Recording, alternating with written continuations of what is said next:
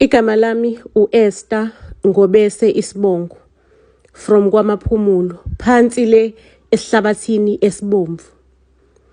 High school bengumntwana oyinyezayo ngenxa ukuthi ngiphume ekhaya elihlwempi, anginabo abazali, ngikhuliswa ugogo wami. Kodwa uthisha omkhulu bekahleze engigqugquzela njalo, angitshela ukuthi intombazane ayikho intombazane ene-future ebright njengeyakho. Ungavumeli ukuthi isimo sanamhlanje sikudeterminele i-future yakho ukuthi izothini. Ngelinye ilanga-ke uthisha omkhulu wafika eklasini wathi isikole kunomfundaze esizowukhipha for umntwana oyedwa ukuthi ahambe ayofunda eNgoye e-university. Bengayibaleli-ke kubantwana bangathola lowo mfundaze ngoba bekuzokhetha umfundo owodwa. Ngoba mina nginjani, ngispecial ngani ukuthi kuzoba umina lo mfundi loyo oyedwa. Ngelinye ilanga-ke uthisha omkhulu wangibiza e-ofisini lakhe. Ngangena, thisha omkhulu ngizwa kuthiwa ungicelile. Wathisha omkhulu ngicela uvale isicabha Esther. Kunodaba olubalulekile ekumele silikhulume. Hake ngawuvala kumnyango. Waqala kuthisha omkhulu wathi Esther, ngihlezi ngikutshela ukuthi kumele uyithembe. I-future yakho ibright mntanami, ibright kakhulu kabi. Lo mfundo oyedwa ozothola umfundaze lesikoleni uwena Esther. Uyawudeserve lo mfundazi. Akekho umuntu oyimisela njengawe efundeni zakhe. So-ke mntanami ngiqeda kugcwalisela amaphepha okuthi uhambe phela uyofunda eNgoye, ngaku-applyela. Sekushoda nje ukuthi wena usayine ukhethe nezifundo ufuna ukuthi uhambe uyoyifunda mntanami. Hayibo, ngavela nengangawakholwa amazwi kathisha omkhulu, ngavela nengafikelwe inyembezi, ngathi thisha omkhulu, ukuba uyazi ukuthi ekhaya mangabe sithandazela wena more than sithandazela thina. We part of ama prayer item wethu. We top priority kuma item prayers wethu uthisha omkhulu, ngoba wena uyasicaphunela ukudla, usicaphunela ukudla, usiphe igrocery ekhaya ukuthi sikwazi ukuphila. Uphosa yonke into engadingwa umuntu. Ngibheka nje thisha omkhulu ngiluka ama-blocks, ngirelaxile ngaphansi kwama-blocks ngenxa yokuthi mangabe usiphe igrocery uphosa nomuthi wokurelaxa lapho phakathi. Uphonse namanabukeni nami thisha omkhulu okuyesikhathini. Thisha omkhulu shame ngiyabonga ngawo konke lo senzela kona. uNkulunkulu uyabona. Bengibonga ngingconcoza. Kanti uthisha omkhulu akangitshela iqiniso, akunamfundaze okhishwe isikole la. Umfundaze ukhishwe uyena. Uyena ongixhasayo, ongisponsorishayo ngokuthi ngiyesikoleni. Hake ngifike ke-university, ngifike futhi ngiyiqiliseke ezincwadini, ngibe serious ngifunde, ngifuna ukutshengisa isikole sami ukuthi ngifuna sibe proud ukuthi ngiphume la esikoleni senguyi-civil engineer, ngu-engineer, ngikhenikha ama-bridge, ngenze yonke lento le. Hake ngisafunda kulo mfundaze wathisha omkhulu kukhaviwe ngisho nokudla nendawo yokuhlala la esikoleni rest because bengifunda eNgoye from kwaMaphumulo to uNgoye beku2 hours. Hake ngisafunda kanjalo ke kube khona umfana engijwayelana naye nje ulokwesondela kumina kodwa nje ngisana lokho phela ukuthi umfana kuthiwa mangabe intombazane ungabovumela umfana asondele kuwena ngoba lo mfana lo uzokubangela inkinga kuphela. Ngiyayazi mina into engize ngayo lesikoleni ngizofunda. Hake aqaleke lo mfana akhulume nami angitshela ukuthi indlela ngithanda ngayo uyangithanda impela, uyafisa nje ukuthi abe closer to impilo yami, but akafuna ukuthi angixine, uzonginikeza isikhathi ukuthi ngimazi, mase ngiya decide ukuthi ngilo muntu engifuna ukuthi ngimsondeze empilweni yakhe. Shukuthi lo mfana lo ukhuluma zonke lezi zinto lezi liyangishaya uvalo ngoba ngiyazi ukuthi kuthiwa umfana uyalonakalisa ikusasa elihle. Hake ngicela ukukutshela ke lo mfana wangibona ukuthi mina ngumuntu oyithandela izincwadi. Uyazi ukuthi umfana mangabe kufuna wenzana noma yini ukuthi asondele kuwena. Ngicela ukukutshela ukuthi ngangithi mengitadisha lo mfana estudy afika zongijoyina astudishe kanye nami. Hayibona ngumfana esondela ke ngicela ukukutshela ngayibona mina naye sesiphumileke sesikwi-date nomfana impela sengize ngancika ehlombeni lakhe kwacaca ukuthi hayi lento yethu engathi iyaphasa, engathi siyathandana ke manje. Lo mfana muhle uphuma ekhayeni elirich, uyambona nempahla ugqoka kahle. Noma ekhuluma nje ukhuluma lokubonakala ukuthi ukhuluma isigwiliki, nempatho yakhe ke badlayi bakithi iyazwakala, iyabonakala. Hake sesikwi-date ke nomfana kuyacaca usesiqomeneke. Hake umfana athathe isithombe. isithombe esiveza yena mase siveza nami kodwa singangiveza ubuso, siveza ihlombe lami nje lilele kuyena nje nephathi yomzimba wami lilele kuyena kodwa ubuso bungabonakali. Nangukuthi shomkhulu ke useyasibona lesithombe on social media athi noma ngathiwani uEsther loyana uEsther Ngobeso kulesi sithombe. Lengane isiyajola le.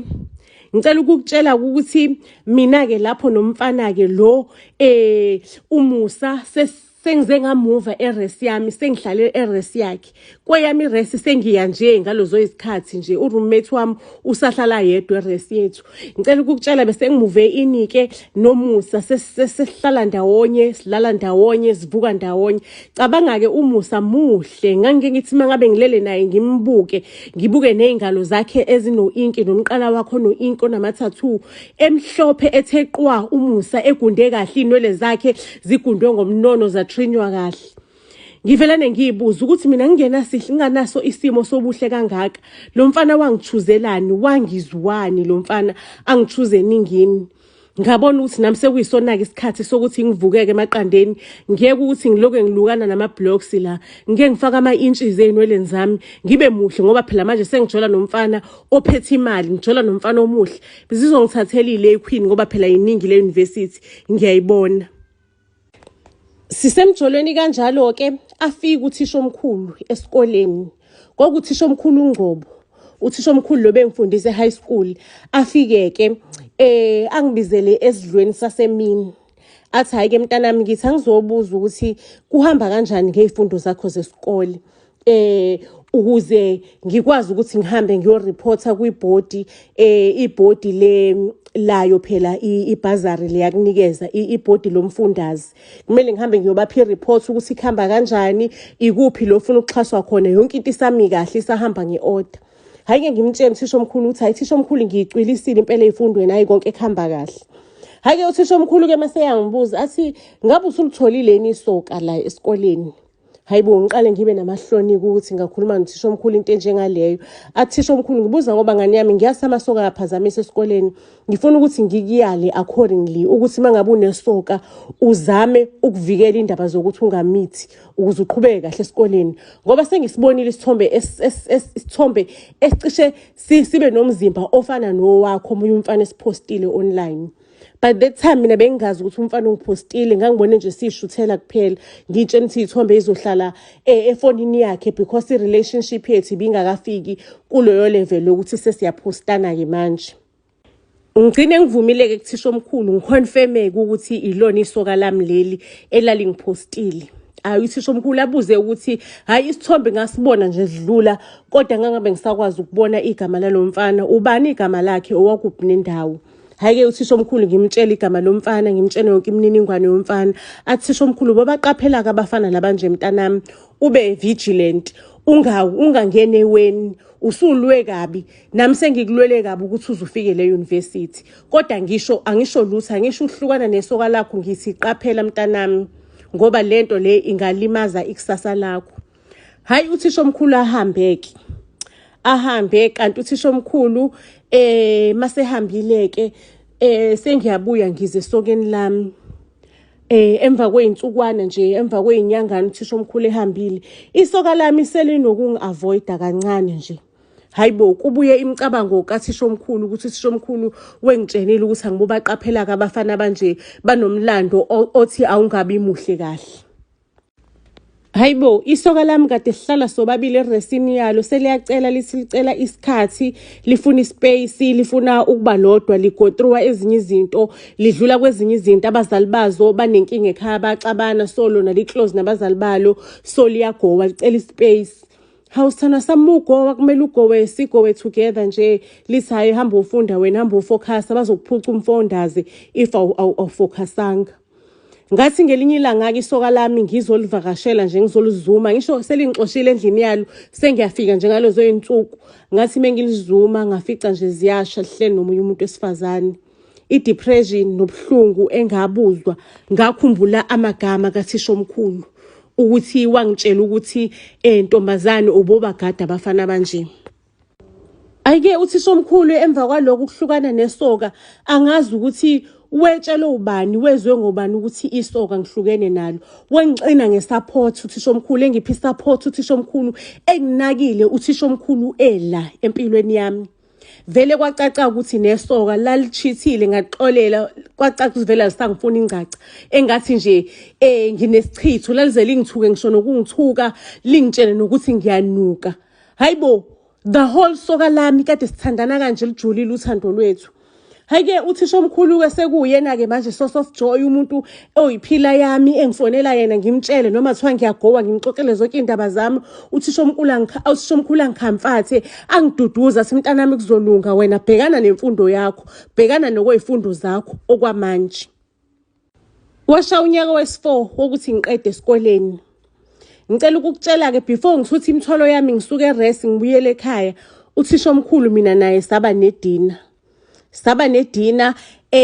kwabamnandi sadla nosisho omkhulu wangi-encourage ukuthi ngisebenze kahle ini kanjani mangabe ngiqeda le dina ke ngicela ukukutshela ukuthi uthisha omkhulu ngayizwela nje ngimthanda man ngayizwela ngine-weakness enye nje ukuthi uthisha omkhulu sengimbuka ngamanye amehlo ngiyacabanga ngisuke eqaleni naye ngibuka uthisha omkhulu esasilethela igross ekhaya esasicaphunela ukudla uthisha omkhulu angithengele yonke into azangithengele namaphenti kusukela eqaleni kwempilo yami ngisase high school ngibuka uthisha omkhulu engihlanganisela ibhazari waze wangise university ngibuka uthisha omkhulu ngineyinkinga zothando uthisha omkhulu there engiduduza eminami hayi man nanti uthando gxila ngothisha omkhulu kwafika isikhathi la sekumele khona ngibuyele ekhaya mangabe sengifikile ekhaya hayi man uthisha omkhulu ngimuzwe ekhaleni ngize ngibe sesigabeni sokuthi sengithola umsebenzi hayi mangabe sengitholile umsebenzi uthisha omkhulu ngimfuna la sagcine mina nothisha omkhulu sekumina esengibiza uthisha omkhulu ukuthi hayikhulunyweni le ndaba ukuthi nginama feelings nothisha omkhulu hayike uthisha omkhulu wangitshela wathi mina mntanami ngishonele umfazi angifuni ukuba njengendoda embi emphakathini ukuthi ngithatha iadvantage ebantwaneni wena umntanami ngikukhulisile kodwa lalela lana-ke mangabe ufuna lento siyenze sizoyenza kuzomela ukuthi siyenze officially ngifuna ukuthi mina sihambe siyoshada esigcawini ufike usho libuze iphoyisa lenkosi ukuthi uyamthatha uthisha omkhulu na uvume kube into official ungabonakali wena uthi pheshe ungena endlini yami kungaze kube ngathi mina ngumuntu ofike ingane esikole iqoqa mase yayithathela yona ngathisha omkhulu kunjengamanje ngifuna ukushada nawe ngiyakuthanda ngicela ukukutshela ukuthi uthisha omkhulu wathi yena akekho right emasentini umina engayisebenza imali yelobolo lami ngamnikeza uthisha omkhulu ngangiyi-withdrawile impela ngayifaka esuitcasini ngathi akayihambise ekhaya abazali bami ekhaya bamangala bathi hayi bomntanami sekumangala ugogo phela namanye ama-siblings wethu hayibo leli khehla ufuna ukushada nekhehla elingaka ngithi mina uthisha omkhulu akasilo ikhehla insizwa leya insizwa uthisha omkhulu yena uyinsizwa esithanda uqina kodwa insizwa leyana uthisha omkhulu mina naye soshada ngiyamthanda uthisha omkhulu ubambo lami ungitshengisile isineke anaso nami baphawunta ngabami abafana abancane badlala ngami njengebhola bangishiya inhliziyo iphukile nansi indoda yami uthisha omkhulu bengafuna ukuzwa lutho bengafuna umuntu ozongiphazamisa bengincamela ukuthi ngikuzonde mangabe ufuna ukungitshela ngothisha omkhulu ngikutshela ukuthi i-age inamba nje i-age inamba futhi ubani owathi umuntu akathandane nontanga yakhe uthisha omkhulu ufundile nami ngifundile uthisha omkhulu uyasebenza nami ngiyasebenza ubanika ingane kubantu ababili abaholayo abanesalary hayike lifike kilanga lomgcaco ke sishade ke mina nothisha omkhulu hayike uthisha omkhulu ke ngicela ukukutshela ukuthi ngangisebenza ngihola iholo elithe xaxa kunelakhe kodwa ikhadi lami lalihlala kuyena kwakuyena ongibalela indleko ongibalelayo ukuthi ngidinga ukuthi nokuthi kwakuyena ongitshelayo ukuthi ngizokwenza ukuthi nokuthi futhi ngingaboni ubuhlungu ngingalizwi ihlazo ngithi indoda yami leya ngayilobola mina ngoba ngiyithanda leya ndoda ingenza nanoma yini eyifunayo kwaqala-ke isandla sathisha omkhulu saqala-ke manje isandla sathisha omkhulu sanzenzela la kumina sangishaya Waqala uthisha omkhulu wangenza ibhola lakhe mangabe kuwukuthi ngihambile ngayodla nabangani out. Athi ubathathapha abangani ngoba wena ushade nami, umini umngani wakho. Kusukela nini wena usunaba colleagues abangani bakhe niphuma nawo. Nihambe niyodla out ngoba umuntu ekumele udle out naye, kumele udle out nami. Ubani okhokhile ngoba mina imali yakho ngiyayazi, ngiyayibala ibudget. Ngicela ukukutshela kwayilapho bengalibona uburongi, bengixolisa ngihayize ngikhala inyembezi ngithi ngixolele ndoda yami, ngikonile. Ngenza kanjani ukuthi ngumfazi ngihambe ngiyodla out nabantu ngingayitshelanga indoda yami?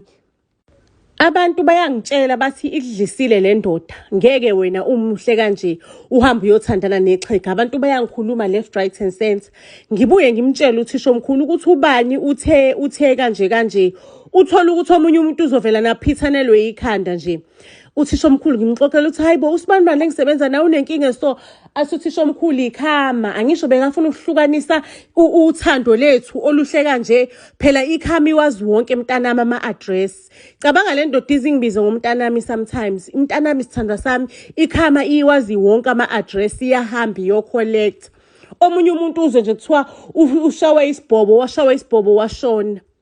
Hake kusanjalo ukuthi shomkhulu-ke siyathandana sishadile, uyena oshaya i-control lendlini, yonke into iphathwa uyena ongenzela ama-decisions, nokugqoka nje sengiphenduka isalukwazi, sengigqokisa okwesalukwazi, ngithengele uthisha omkhulu uyena ongichuzela iy'mpahla. Yagula-ke indoda yami bakithi. Inhliziyo yami ibibuhlungu bengathi iconsi igazi. Ngiyibona indoda yami igula ingena iphume ibhedlela. Ukuthi iphethwe yini akucaci kahle, akubonakali kahle ezibhedlela. Indoda yami la ekamereni lethu ibinekamero ethandazela kulona. Kwathi ngelinye ilanga-ke uthisha omkhulu elele sibhedlela. Ngathi hayibo indoda yami bingena ihambe iyothandaza kulela kamero, ithi thandaza yodwa ngoba iconnecta kahle noNkulunkulu, iconnecta kahle noSimakade mangabe iyothandazelela kamero, ayifuni ukuphazanyiswa indawo yayo yodwa engcwele. Othi ngeke nami kule ndawo engcwele ngikhulume noNkulunkulu. Mhlawumbe uNkulunkulu angasenzela umusa angikhiphele le ndoda le esokhukhwini lokufa esibhedlela. Ngicela ukukutshela mangabe ngithi ngiyangena kule yandlu, ngicela ukukutshela ukuthi ngabona izinto eziningi ngoba leya yindlu leya ngangangeni ngisho nangengozi weyiklinela yena uthisha omkhulu. Ngabona izithombe zabantu zihlatshwe ngamanaliti, ezinye zishisiwe. Ngaze ngabona ngisho no ex wami lo oqala wase university exikixhiwe, waxivwa. Ngabona kwaze kwafakwa ngisho nesichitho, ngasibona sibhaliwe isichitho. Ngabona iprocess kunebhuku la uthisha omkhulu egcina khona ama receipt akho ukuthi okay lo mfana uthandana kanje, nasi strategy sami ngizokwenza so kanje, aze abhale ne-feedback ukuthi hayi-ke ngathi izinto ihamba kahle, lo mfana lo usenza kanje. Kwabe ngathi ukuthi qwebu kunamehlo amanye avulekayo. Kusisho ukuthi mina lo mshado lo angishadile ngoba uthisha omkhulu ngimthanda. Hayibo uthisha omkhulu ngambona kwambuleka amanye ama-page ukuthi ngenza nani nekhehla elinje. Zonke izithombe zabantu abalahlekelwa ngamakhanda zigxinyeke emkhontweni. Ngabona zonke izinto eziningi. Ngabona ngisho namanabukeni ami angaphansi asebenzile khona la. Ngabona ngisho namaphenti ami akudala ngisafunde e-university anekwe la, abhalwa ama-dates, abhaliwe yonke into. Yenzakala kanjani into enjengale? Thisha omkhulu ungenza kanjani into enjengale? Lento le yangiconfuse, ngashiselwa emzimbeni, ngafuthelana, ngadinwa. Ngangazi ukuthi ngithini, ngihambe ngesibhedlela uthisha omkhulu ngiyomqedelela ngalezi zami izandla. Ngabiza umphakathi ukuthi umphakathi awuzongibonisa yini lento engiyibona la. Cabanga ngibiza umphakathi, zikhona izithombe zabanye abantu ezihlatshwe ngomkhonto la zomakhelwane. Uthola ukuthi izingane zisale ebudengwane zingasana baba. Mhlawumbe lo baba bekathuka uthisha omkhulu ubhalile ebhukwini ukuthi ubaba kamakhelwane wayengithukile, wangithuka ngadinwa, wangihleba ngadinwa, ngase isithombe sakhe ngasifaka emkhontweni. Cabanga kuzobizwa omakhelwane imindeni eminye ilahlekelwe obaba, abanye eminye imindeni ilahlekelwe yizingane. Nazi izithombe zezingane uyithola la. Kubhoko likathisha omkhulu lapho kodwa ngalo kuyabonakala ukuthi uyibulele. Hake umphakathi wagcwala kwathwala izandla ekhanda ukuthi le ndoda yomthakathi impela, kanti la endaweni zenza indoda ethembekile kanti ibhizi iqola umphakathi, ibulala umphakathi, iyazenzela, ifuna ukuthi kube yiyona ephethe umphakathi wonke. Uthisha omkhulu esibhedlela wezwe igazi lakhe limshiya, waba nemibuzo eminingi ukuthi isithandwa sami aleqi usuku singafikanga lesibhedlela sizongichecka. Why manje ngashiwe igazi? Why le ntombazane ingafikanga lesibhedlela? Shukuthi ikhona into eyibonile, le ntombazane isuspecta something. Ngicela ukukutshela ukuthi uthisha omkhulu wahamba weqa esibhedlela, onesi bathi uthisha omkhulu bekala, uthisha omkhulu onesi abasamboni, kanti uthisha omkhulu uzophindela ahambe aye enyangeni yakhe. Ifika inyanga yakhe imtshela ukuthi awusekonakele sekubhedile-ke ndoda, kuzomela ukuthi-ke sivuselele izinto zakho seyibone umuntu orongi seyiphashile, kuzomela ukuthi sivuselele. Cabanga ngobuthisha omkhulu enyangeni wafika exhogoloze engakwazi nokuhamba kahle. Yathi inyanga mangabe ivuselela wathi qingqo, uthisha omkhulu wavuka wabomqabaqaba njengegqabi la vinegar. Yamtshela inyanga ukuthi hamba ke ndoda, ubuyele emphakathini, lo mphakathi lo ongakufuni. Abuze uthisha omkhulu, ngoba usuyazi ngami uzothini? Ithi inyanga, themba imithi yami ndoda, ngisho yona le mithi le iyona le mithi le eyayikusizile emphakathini kudala, isazokusiza-ke nasekuqaleni.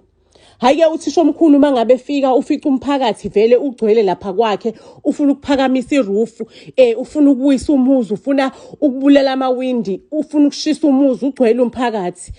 Kuyisixokoxoko, izwoxowoxo, kuyastrayikwa, abanye baphethe izagila, abanye baphethe iy'mbazo. Bathi muphi? Vele kusho ukuthi nansi imoto yakhe ifika, uphi? Bamfuna nangala. Thisha omkhulu akakehliki-ke emotweni. Ngiyasho ukuthi lo mthakashana ake sibone ukuthi uzophuba kanjani kuyona le ndaba. Nanku umphakathi usumbhekele, usumjikele, umphakathi uzombulala umqobe. Ngicela ukukutshela ukuthi uthisha omkhulu waphuma emotweni, wathi nje mangabe ephuma umphakathi wathula umsindo, wathula wathi cwe, kwaphakama induna.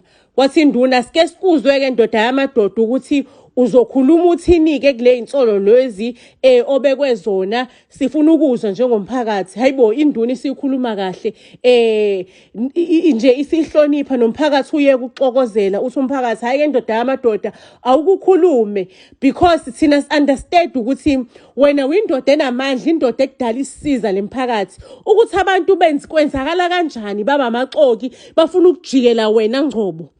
Umphakathi kwenzakala kanjani ukuthi abababa amaxoki, omama kade behamba phambili beginqika ey'kibheni bengafaki bra, kuginqika amabele bejuluka bethi nje sizomshaya sifuna beyingcucu. Hayibo, nabo mama bengijikela, nanka amaxoki engijikela ukuthi hayi bayakusukela ndoda yamadoda, bayakusukela. Lo mfazi wakho uyena isishiphi la? Uye lesishiphi sekukhonjwa mina Jesu. Ngicela ukukutshela ukuthi umphakathi usukhombe mina ngezagila, ngeziqwayi. Ake uthisha omkhulu wavela nawaphakamisa isandla kancane, bathula bathi cwe. Wathi hayi, ngicela ningamnikezi i-hard time umfazi wami. Abantwana abancane laba manje sebe-adopthe umoya, angazi umoya wakuphi, umoya wamadimoni or umoya wakuphi lo, umoya wama-80s laba adoptile. Lalelani lana ngemphakathi, animdedeleni lo mntwana. Ngicela ukuthi lo mntwana lo apakishe imithwalo yakhe, aphume ngesamagundane lekhaya, aphume ahambe.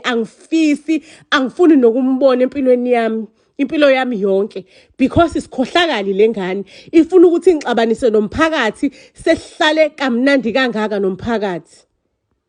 Ngicela ukukutshela ukuthi ngaphuma ngesamagundane ngibaleka, ngaphuma ngabaleka, ngangafuna nokubonakala ngisho nangohasha. Ngathi ngingena emotweni, uthisha omkhulu wavula isandla, wathi letha la isikhiye semoto yami. Angisho mina nawe sishade in community of property, le moto le wayithengele umina, shiya isikhiye semoto yami. Wena ngakondla ngakufundisa ungenalutho, hamba-ke njengoba wawungenalutho. Angisho wena bekuwumina engikondlayo kini, ngifide ngisho namaphela kini. Namhlanje ungijikele okotshwala esiswini, ungixabanisa nomphakathi. Ngicela ukutshela ngahamba ngibangaza ngingenalutho. Ngihambe-ke ngikuloko kuphoxeka nomndeni wakithi nayo waphuma esamagundane sathutha-ke manje sahamba sayohlala eThekwini. Mengifika eThekwini nakhona ngafike ngathola umsebenzi-ke eThekwini ngasebenza. Shukuthi angibange ngisakwazi ukuthi ngibuyele emuva because ngangizwa kuthiwa abantu bebefika bezongibheka kule nkampani le ngangisebenza kuyona. Bengisaba ngisho nokufona ukuthi ngicela ukugcwalisa amaphepha ngoba kuzozwakala mhlawumbe bazongibekela i-trap. Mengithi ngifuna ukugcwalisa amaphepha bangibuza ukuthi ukuphi. Mase-ke le nkampani itshela abantu ukuthi nangiya ungala. Ngayeka kwamali phansi imali le mali inyangane engangiyisebenzele kuleyo nkampani. Ake uthisha omkhulu-ke ubuqhensebe bakhe esewumqhensebe vele umphakathi sebesho nje omama ukuthi hayi kumele ushade iy'ngane zethu. Sebemtshela ukuthi hawu usibani ulunge kabi uyiphethe kahle ini kanjani. Hawu uthisha omkhulu kucace nje ukuthi uyithela ngamanzi akakathathi. Akekho samthathileke. Hhayi-ke uthisha omkhulu-ke sho ukuthi mina naye mangabe sishada uthisha omkhulu wantshontsha igazi lami nelakhe walibopha ndawonye walihlanganisa. Sho ukuthi mangabe otikoloshe bakhe or iy'lwane zakhe ebusuku zifice yedwa zifike yibuza ukuthi uphi usibani ngoba igazi lenu liyifindo. Ziqale-ke manje into zathisha omkhulu uba namaphuphambi amabi izinto zabo ziyamtinyela ebusuku zithi uphi usibani nina naye nihlanganiswe yifindo elilodwa nohlukaniswa ukufa nokuphila uphi. Njalo uthisha omkhulu athi uyayiziba lento zimbuza izinto zithi uphi usibani. Angabe sakwazi ngisho nokulala ebusuku. Abuyeleke kwinyanga yakhe. Imtshele-ke inyanga yakhe ukuthi hayi-ke ndoda kuyomela ukuthi ugqabule ifindo-ke. Mangabe ugqabula ifindo-ke kuyomela umuntu lo ogqabula naye ifindo. Nivumelana ukuthi ifindo neliqabula. Kuyomele uconfesse kuyena umtshele lonke iqiniso ngaleli findo walibopha. Akuxolele mase kuyimali izinto lezi zizokushiya senihlukana ngokusemthethweni. Nisandawonye kulela findo khohlwa-ke ndoda uyohlupheka futhi angeke uzufe. Ngeke zikubulale lezi zinto ziyokutika kanje zize yithola iqiniso ukuthi uphi umuntu wazo ngoba the time wena ubopha leliya findo wathatha lo yamakoti automatically lo yamakoti usowumakoti wazo lezi zinto lezi. Sho ukuthi lezi zinto ziyamfuna umfazi wazo zifuna ukumbona emagcekeni akho ngcobo. Ake uthisha omkhulu axakeke axakaniseka azabonakala eseluza iweight emzimbeni. Ngicela ukukutshela kabafelokazi nomama bendawo begijima bephithizela kathisha omkhulu bemphekela bathi hayi wena thisha omkhulu indaba ukuthi awusanamfazi okunakekelayo bemlethela ukudla bemlethela omahewu bemlethela omadumbe bemlethela zonke izidle nomsoco bejika khona beshintshana khona. Ngoba uthisha omkhulu bekwazi ukuthi indoda engenamfazi wonke umuntu eyithengisa lapha kuthisha omkhulu eyisikela kwelijikayo esika kwelinonile. Ake uthisha omkhulu-ke aqaleke manje angifune akangitholi akazi ukuthi ngashona kuphi nezwe. Lapha ku social media angeni ngashintsha amanamba and everything. Asuke kuthisha omkhulu lapha esibophweni esibophila ngisho kunegazi lami elincane. Asuke kuthisha omkhulu afika ayigwaze nje ayigwaze kancane la ethangeni. Mase-ke uthisha omkhulu athathe lesiyasibopho angisho sine DNA yami ayigcobe kancane nje edongeni lasendlini yakhe. Ahambe uthisha omkhulu emaphoyiseni afika avula icala lokuthi usibani ubekafikile la endlini umbonile wafike wamgwaza la ethangeni. Manje ucela ukuthi aboshwe-ke lo sibani. Hhayi-ke amaphoyisa-ke luvulwe kuphenyo. Angisho usibani unawo amabhenki kodwa le ndoda yakhe ayikwazi ukumthola because ayisile iphoyisa. Kumele kuba amaphoyisa akwazi ukuthi hamba ofuna imininingwane emabhenki ukuthi lo muntu uswipe kuphi utholakala kuphi usebenza kuphi. Hhayi-ke amaphoyisa-ke ayithola-ke lo mniningwane. Hhayi-ke ngafika-ke ngabanjwa kamaphoyisa kwathiwa mina bengenza ubugebengu kuphi kune DNA yami lapho ukuthi ngafike ngagwaza uNgcobo. Mase ngiboshiwe-ke ejele afike kuNgcobo angitshela ukuthi intombazane nginesicelo esisodwa ngizolicima icala. Mengenjalo uzobolela ejele. Ngizolicima icala mangabe uzovumelana ukuthi mina nawe soba nomhlangano sikhulume kunodaba ekumele ngilikhulume nawe oluphuthumayo.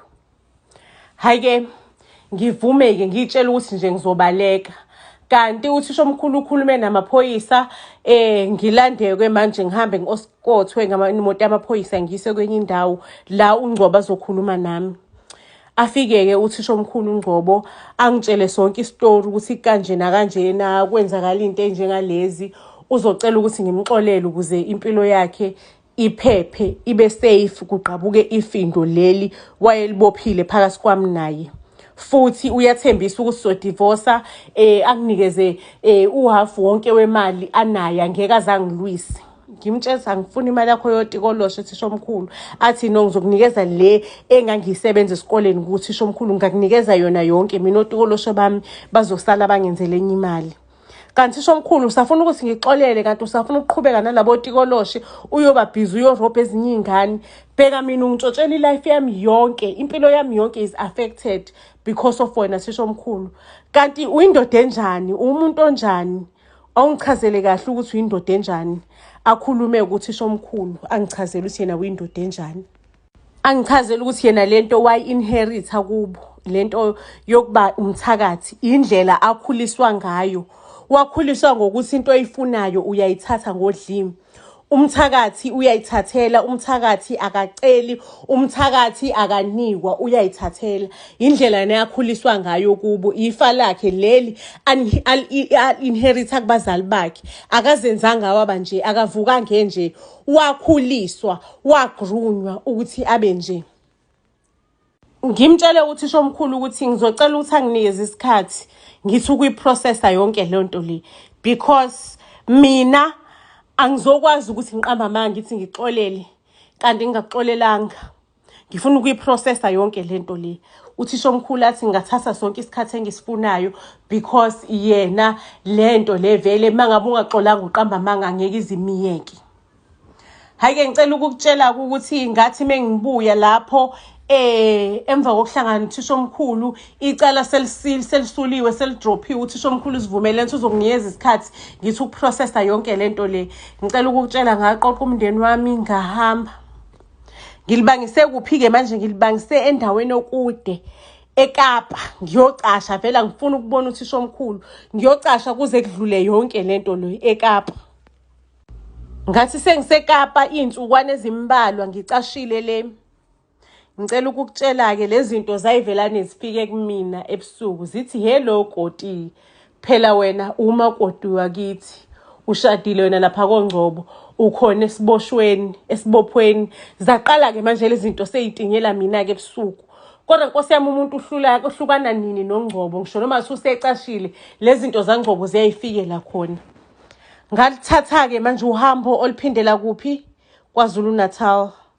Ngiyotshela uNgcobo emehlweni ukuthi ngiyamxolela, kuphelile phakathi kwami naye, ngeke ngiphinde, angifune lutho kwakhe. Ngicela nje ukuthi agcine okwakhe nami ngizogcina okwami, kuphelile. Ngathi mangabe ngiqeda ukumxolela kanjalo uNgcobo wavelane wathi gidi, waquleka khona lapho. Hayi-ke uNgcobo aphuthunyiswe esibhedlela. Umuntu okugcina ade noNgcobo, uNgcobo aze aquleke beku-Esther. Le ntombazane isimenzeni kuNgcobo ngoba yadingiswa le ntombazane bihlangana noNgcobo kanjani. Hayi seziningi iy'nkulubo kuNgcobo. Ufonele le ntombazane athi ifuna ukumbona na uNgcobo equleka. Esibhedlela odokotela bathi uNgcobo abazi ukuthi unani, kodwa uNgcobo akanamandla, uphelelwa amandla. Hayi-ke uNgcobo-ke acela athi ucela ukubizelwa i-meeting yomphakathi, ucela wonke umphakathi uze. Wacothoza kuNgcobo, esecothoziswa kwingqungqumbela yemoto yakhe, ekhishwa bandla engenamandla. Wafika kuNgcobo walikhuluma njengoba linjalo iqiniso ukuthi yena ukhohlakele ini zonke izinto enjengalezi zenziwe uyena. Wabulala ubani, wantshontsha impilo yami, wantshontsha iy'nhlanhla zika-Esther. Uphila ngey'nhlanhla zika-Esther ngoba u-Esther weney'nhlanhla ey'ningi kabi. Weyintombazane epure, wantshontsha ngisho nenhlanhla yakhe, ubupureness bakhe bonke wabuthatha bonke. Nimbona nje u-Esther landelwa amabhadi ngoba amabhadi uyena wantshontsha iy'nhlanhla zakhe. Axoliseke emphakathini abali ukuthi ngabulala bani, ngathwala ngaye, ngabulala bani. Hayibo yonke into yacorresponda vele. Umphakathi waphelelwa amagama. uNgcobo wathi meqeda nje ukuxolisa wavelane wathi kholokotho kholokotho lapho. Hake abantu bamiyeka nje bangamqukula bangabiza ambulance bangenza lutho. Umphakathi wavelane wamshiya lapho. Ngicela ukukutshela ukuthi emva kwaloko uNgcobo wavuka-ke kuloko kukholokotheka. uNgcobo emva kokuvuka kokukholakathela umphakathi ubusumunyokoloza nje usumbukiso kwesidwedwe. Waphupha uNgcobo walahlekelwa yonke into anayo nomuzi wakhe omunye kwadilika indonga waqothuka umuzi kwasala urawonjana laphayana oyiqhilibana Nkosi yami engasanagesi engenalutho esepheka emlilweni ngisho nezingubo oyigqokile zaguga nezinto wenazo. Waphupha waphasha uNgcobo kwaphela nje ngaye nokuthi kwaba khona into ekuthiwa uNgcobo, kwaba khona isigwili, kwaba khona uthisha omkhulu ekuthiwa uNgcobo.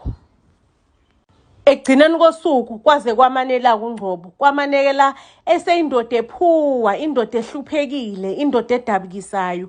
Lapho-ke nami ngase ngizamile ukuthi impilo yami ngiyakhe kabusha, ngithandazile ngazama ukuthi ngidlule kulobu mnyama engiphuma kubona ebumnyameni bukaNgcobo. Impilo yami ekugcineni nomndeni yami yaze yalunga, sakubona ukukhanya. Saqala-ke manje sayi-enjoya ama-benefits yokuthi ngangisifundiswa phela, sayi-enjoya impilo nomndeni wami. Ngikhuluma nje kumnandi empilweni yami. Buzz SA to all social media platforms. Iphela kanjalo-ke indaba yethu. Mangabe kuwukuthi uyayithanda i-content yabantu abadala, you can go and visit our website www.buzzsatv.com. Okwamanje ku-free, but end of March, from the beginning of April, kuzobe kune-subscription ya R50 ngenyanga.